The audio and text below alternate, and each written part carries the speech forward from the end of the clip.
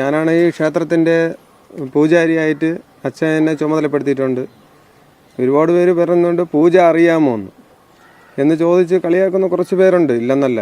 ഇങ്ങനെ കളിയാക്കുന്നവരുടെ എല്ലായിടത്തും എനിക്ക് പറയണമെന്ന് പറഞ്ഞു കഴിഞ്ഞാൽ, എത്ര സംഗീതം പഠിച്ചാലും എത്ര വിദ്യകളില്ല, ഇനി എന്തൊക്കെ പൂജാതി കർമ്മങ്ങൾ പഠിച്ചിരുന്നാലും ശരി, അറിവെന്ന് പറഞ്ഞ സാഗരമാണ്. ആർക്കും അത് പഠിച്ച് പൂർത്തിയാക്കാൻ ഒരിക്കലും സാധിക്കത്തില്ല.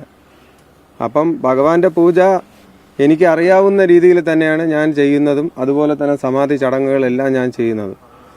ഈ ക്ഷേത്രത്തിൻ്റെ സമാധിയോടനുബന്ധിച്ച് ഇത്രയും വിഷയങ്ങളുണ്ടായെങ്കിലും ഈ സമാധിയിൽ വരുന്ന വരുമാനം ഒരിക്കലും നമ്മളെ കുടുംബത്തിന് വേണ്ടി, ഒരിക്കലും നമ്മുടെ നിത്യ ഉപജീവന മാർഗത്തിന് ഒരിക്കലും ഉപയോഗിക്കത്തില്ല. അങ്ങനെ പറയുന്നവർ ഒരുപാട് പേരുണ്ട്. ഇത് വെച്ച് ഇനി ഒരുപാട് ഉപജീവന മാർഗം നമ്മൾ അധ്വാനിച്ച് തന്നെയാണ് നമ്മൾ ജീവിക്കാൻ തീരുമാനിച്ചിരിക്കുന്നത്.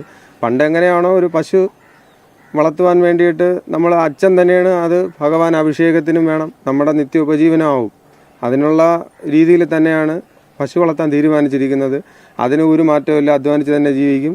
ഈ ക്ഷേത്രത്തിനെ വിൽക്കുവാനോ അതുപോലെ തന്നെ ഇതിനെ ഈ ഒരു ട്രസ്റ്റിനെ ഉടമ്പടി റദ്ദാക്കാനോ എനിക്ക് പോലും അധികാരാവകാശങ്ങളില്ല. ക്ഷേത്രനെ വിൽക്കാൻ പറ്റത്തില്ല. ഭഗവാന്റെ പൂജാതി കാര്യങ്ങൾ നിത്യവും ചെയ്തു മാത്രമേ മുമ്പോട്ട് പോകുവാൻ പറ്റുള്ളൂ.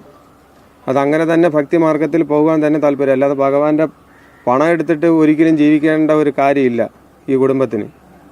ഇത് തന്നെയാണ് എനിക്ക് പറയാനുള്ളത്.